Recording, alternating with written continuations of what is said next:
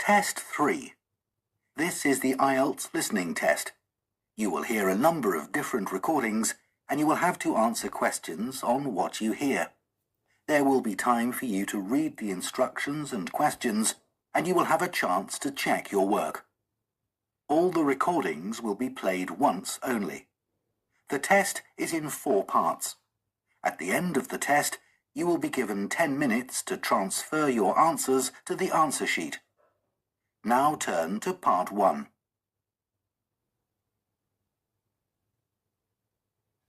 Part 1.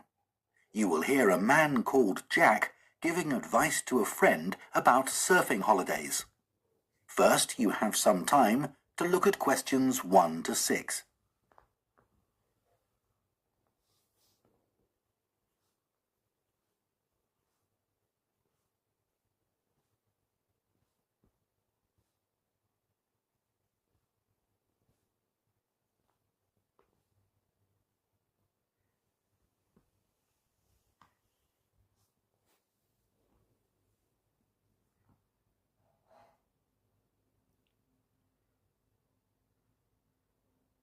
Now listen carefully and answer questions 1 to 6.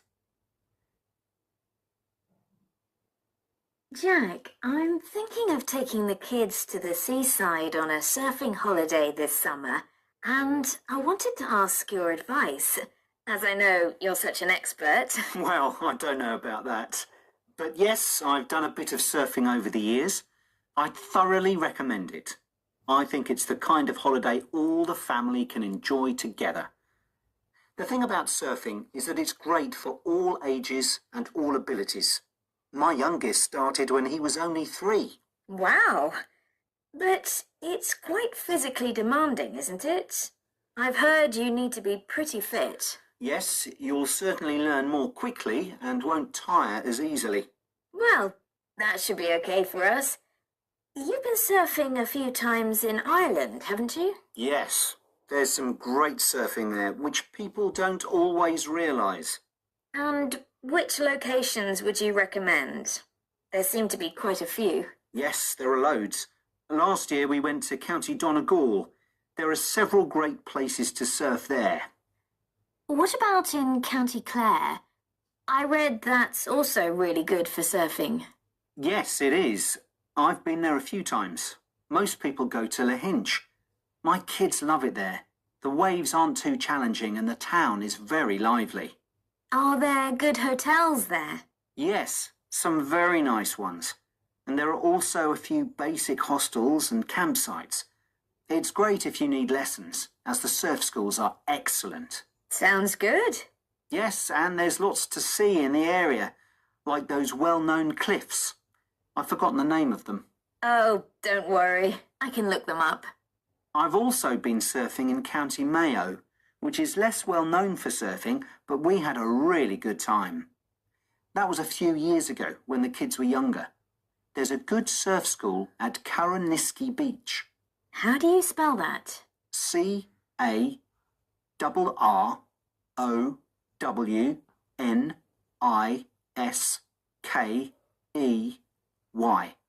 Okay. I put the kids into the surf camp they run during the summer for 10 to 16-year-olds. Oh, right. How long was that for? 3 hours every day for a week. It was perfect. They were so tired out after that.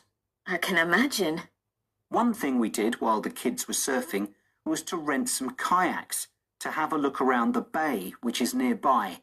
It's really beautiful. Oh, I'd love to do that. Before you hear the rest of the conversation, you have some time to look at questions 7 to 10.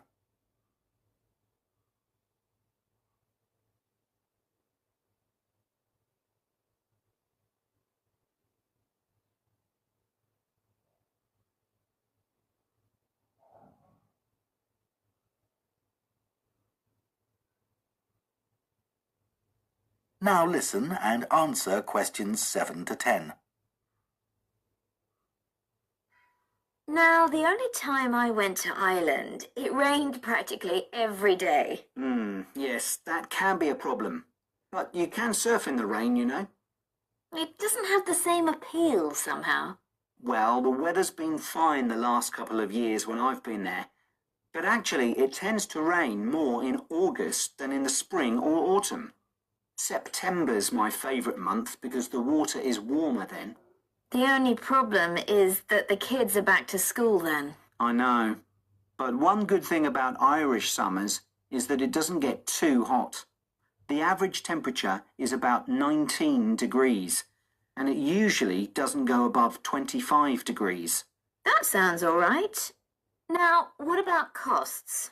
Surfing is a pretty cheap holiday, really. The only cost is the hire of equipment. You can expect to pay a daily rate of about €30 for the hire of a wetsuit and board.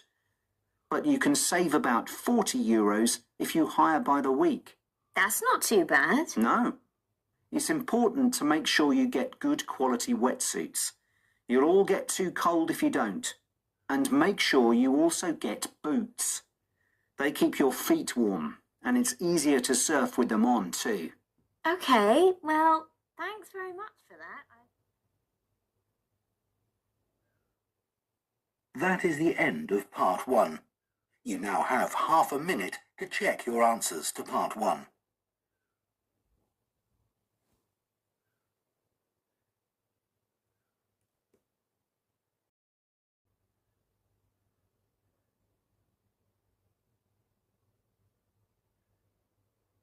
Part 2.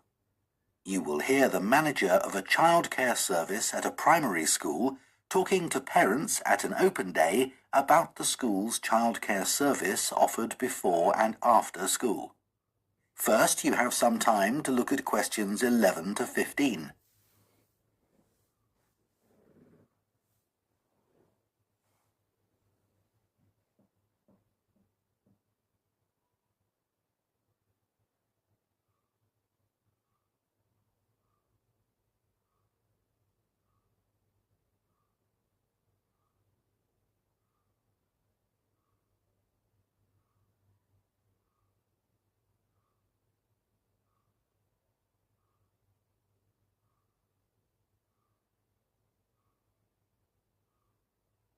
Now listen carefully and answer questions 11 to 15.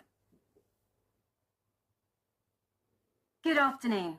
My name's Mrs. Carter, and I run the before and after school extended hours childcare service. I hope you've had a chance to have a good look around the school and talk to staff and pupils. I know that many of you are interested in using our childcare service when your child joins the school, and perhaps you already know something about it. But for those that don't, I'll go through the main details now. We offer childcare for children from the ages of 4 to 11, both before and after school. I know that many parents who work find this service invaluable. You can leave your child with us, safe in the knowledge that they will be extremely well cared for. We are insured to provide care for up to 70 children, although we rarely have this many attending at any one session. I think we generally expect around 50 to 60 children for the afternoon sessions, and about half that number for the breakfast sessions. Although we currently do have 70 children registered with us, not all of these attend every day. It's 10 years since we began offering an extended hours service, and we've come a long way during that time. When we first opened, we only had about 20 children attending regularly. We try to keep our costs as low as we can, and we think we provide very good value for money. For the afternoon sessions, which run from 3:30 until 6 p.m, it's £7.20. But if you prefer, you can pay for 1 hour only, which costs £3.50, or 2 hours, which costs £5.70. The cost of the childcare includes food and snacks.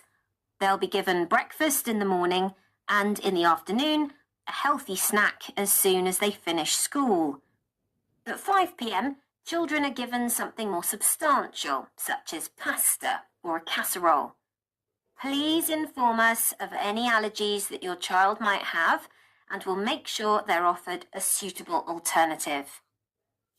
As you may know, the childcare service runs through the school holidays from 8 a.m. to 6 p.m. We offer a really varied and exciting programme to keep the children entertained. We don't want them to feel as if they are still at school.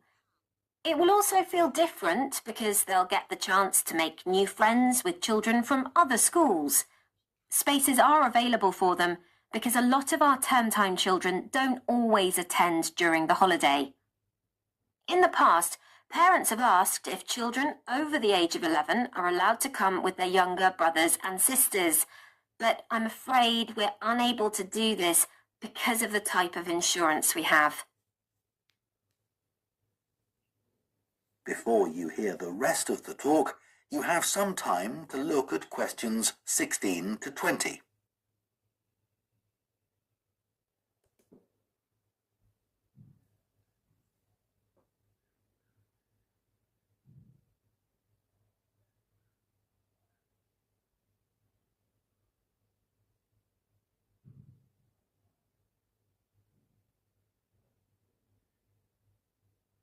Now listen and answer questions 16 to 20.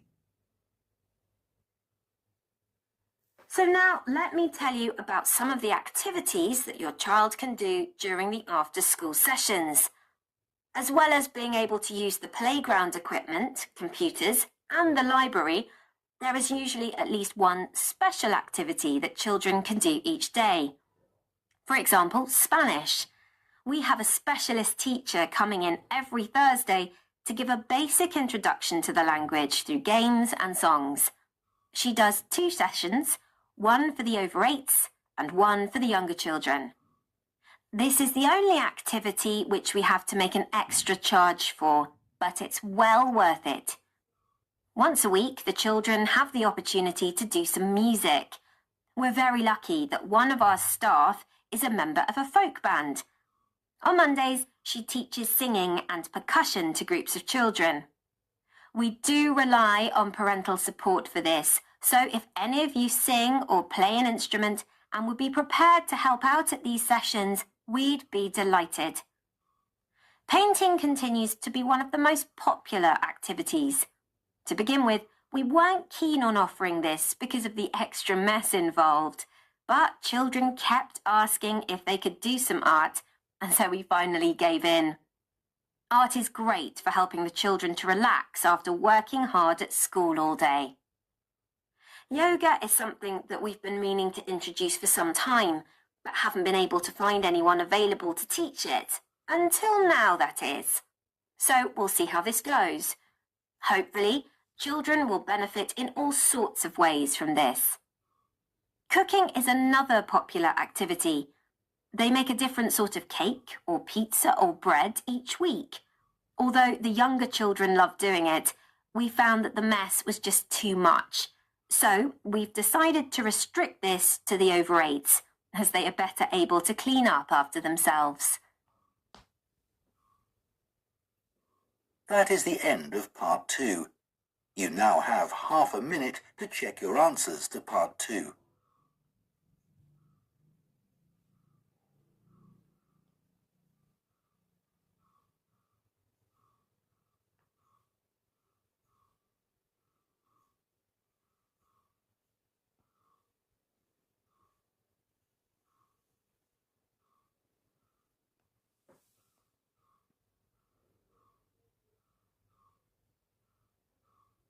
Part 3. You will hear Holly, a student on an events management course, talking to her tutor about her work placement. First, you have some time to look at questions 21 to 24.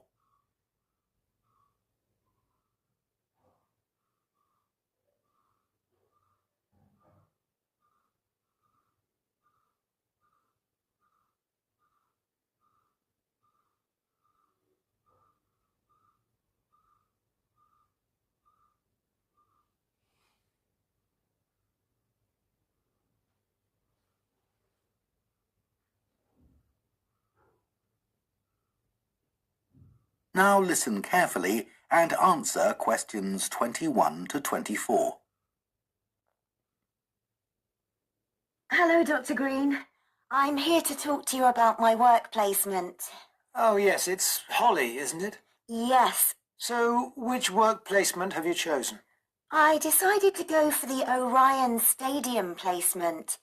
The event I'll be managing is one where I'm helping to set up a sports competition for primary school children. Yep, that's always a popular placement, even though it can be tougher than you think, working with children. I know, but it's the fresh air that attracts me. Organising something indoors doesn't have the same appeal, even though it might be fun. Okay, so obviously safety is going to be one of your key concerns for this event? Yes, I've already thought about that. I'll need to make sure none of the equipment's damaged.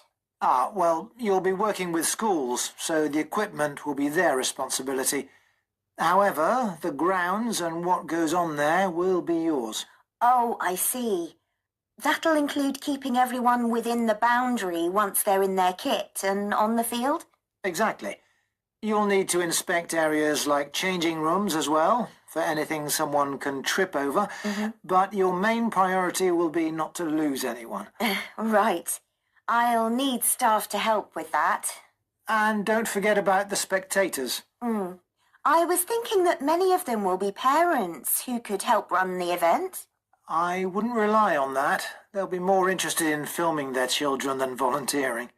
I'll need to make sure they don't interfere with events doing that.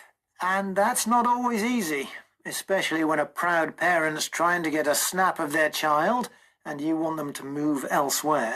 Okay. What about the scheduling? With sporting events, there are all sorts of things that can alter the timetable, like rain, for instance, though so far we've always been lucky with that. Yeah, and I was thinking about what to do if someone got hurt as well.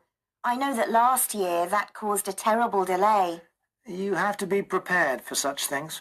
Oh, what if a match ends in a draw? Do you let the teams keep going until someone wins?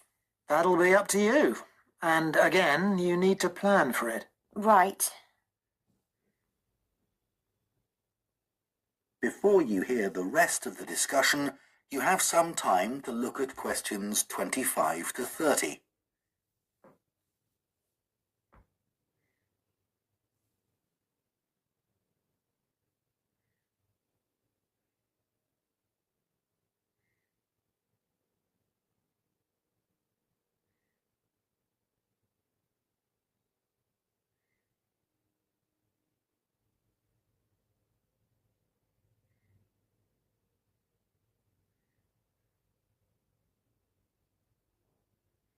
Now listen and answer questions 25 to 30.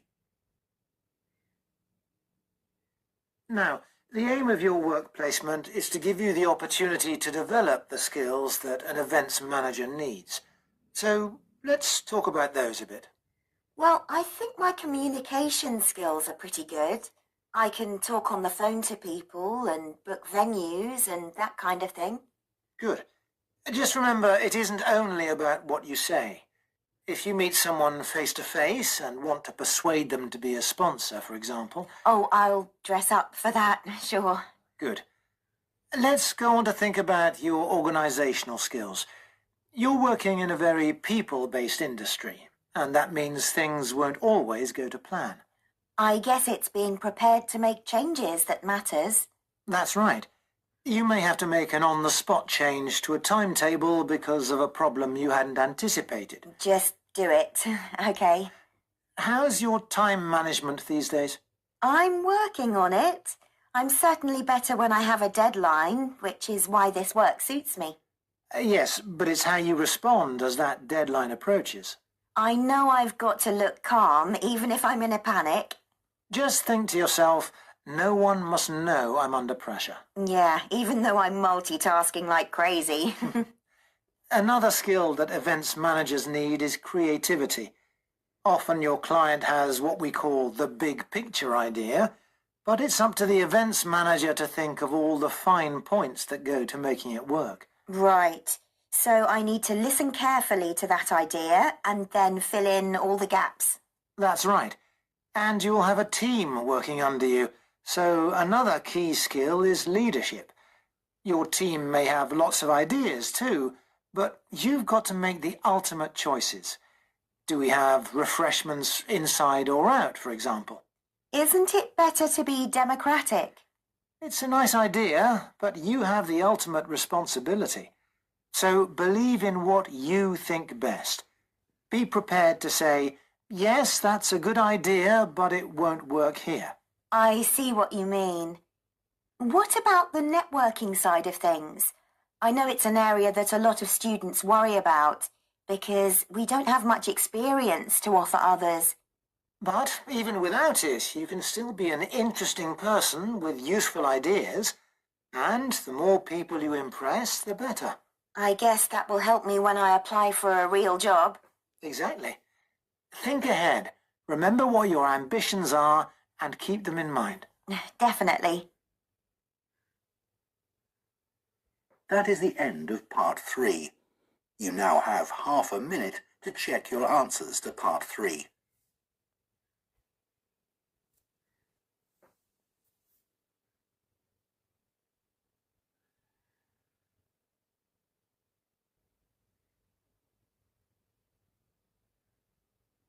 Part 4. You will hear a zoology student giving a presentation on bird migration. First, you have some time to look at questions 31 to 40.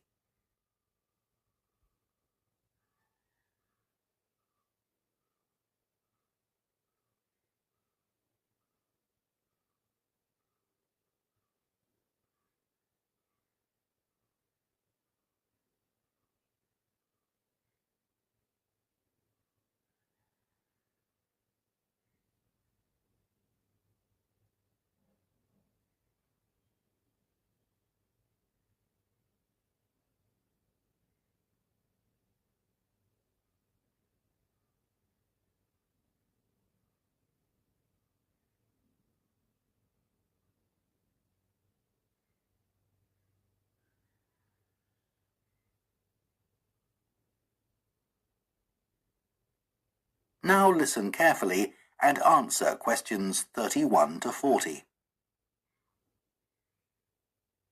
Scientists believe that a majority of the Earth's bird population migrate in some fashion or other. Some travel seasonally for relatively short distances, such as birds that move from their winter habitats in lowlands to mountaintops for the summers. Others, like the Arctic tern, travel more than 25,000 miles seasonally between the northern and southern poles.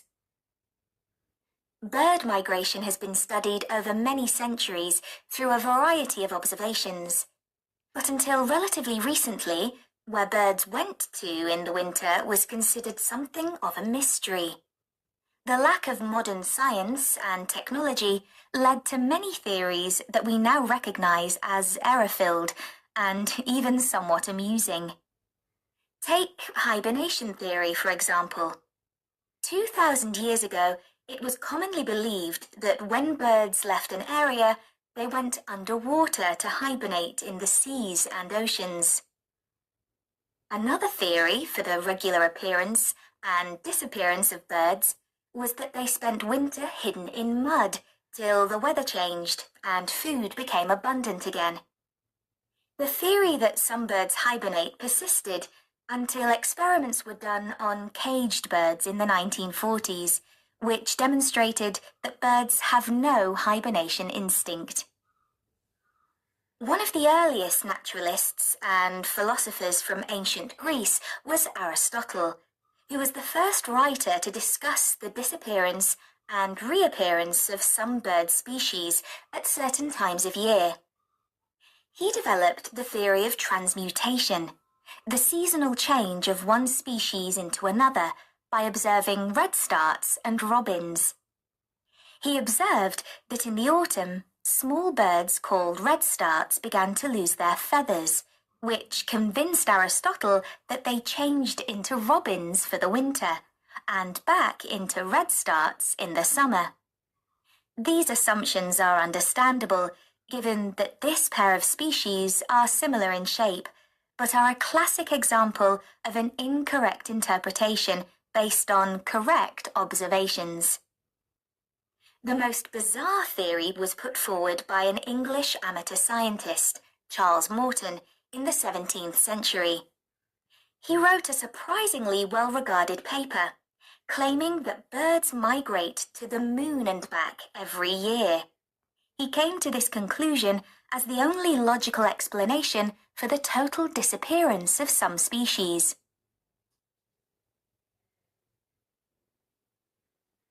One of the key moments in the development of migration theory came in 1822, when a white stork was shot in Germany. This particular stork made history because of the long spear in its neck, which incredibly had not killed it. Everyone immediately realized this spear was definitely not European. It turned out to be a spear from a tribe in Central Africa.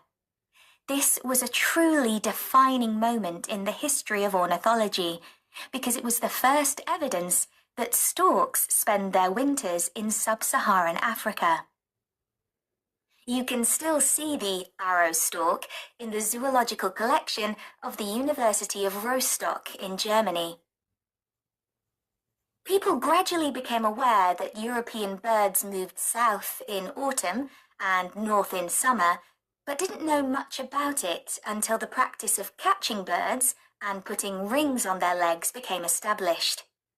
Before this, very little information was available about the actual destinations of particular species and how they travelled there. People speculated that larger birds provided a kind of taxi service for smaller birds by carrying them on their backs.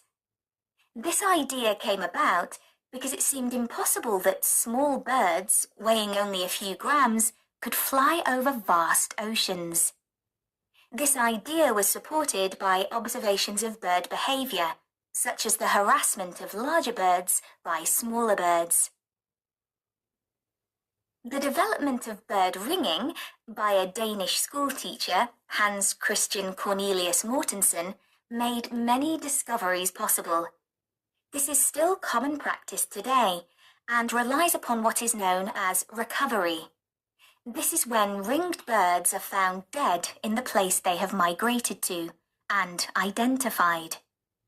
Huge amounts of data were gathered in the early part of the 20th century, and for the first time in history, people understood where birds actually went to in winter. In 1931, an atlas was published showing where the most common species of European birds migrated to. More recent theories about bird migration vary widely. That is the end of part 4. You now have 1 minute to check your answers to part 4.